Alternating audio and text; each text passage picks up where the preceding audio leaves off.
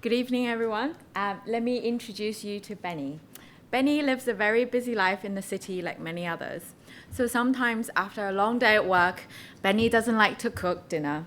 So he turns to Just Eat to get some takeaways. But quite often, sometimes Benny didn't order anything and went to bed hungry. So this problem at Just Eat is known as bounce. So what happened there?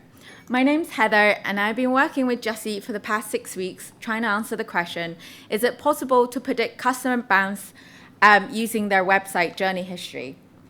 I'm sure we've all ordered takeaways before, and each time you order, it probably is a different experience for you.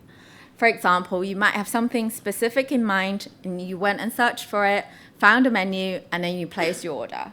Or you might have not decided what to have, so you searched a couple of things and went through a couple menus and then placed your order. Or you could have been like Benny after all that work and didn't order anything at all. This is where this project comes in. The question is it possible to predict customer bounce based on their journey history? So specifically, given how long you visit a page or what kind of page that you visited, can we predict bounce? Obviously, 2 pieces of information isn't enough for a machine learning model to learn. So I've engineered some features.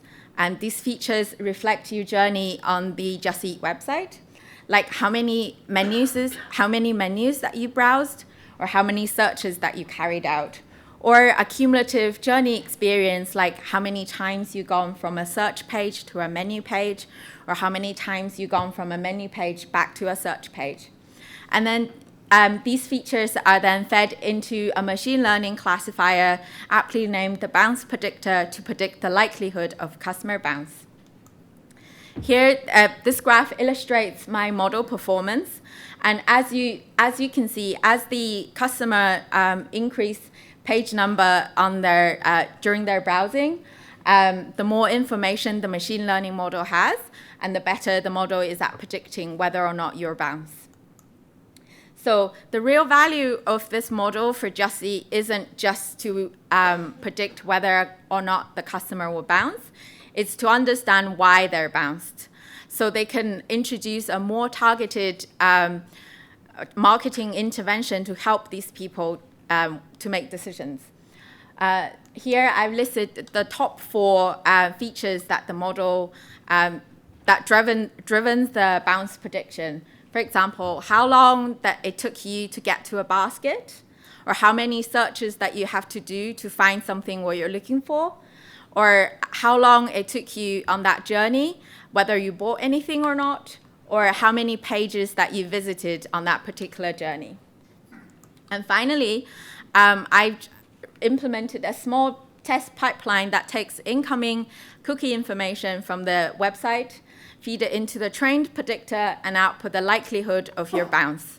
And as the customer browses through the website, more cookie informations are cached and feed it into the bounce predictor, and the predictor updates the likelihood of your bounce.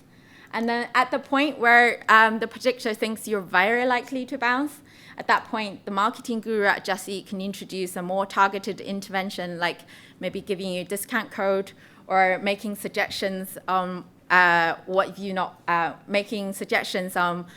you could be looking at, and help you make decisions on what's for dinner. So this is a proof of concept for Just Eat.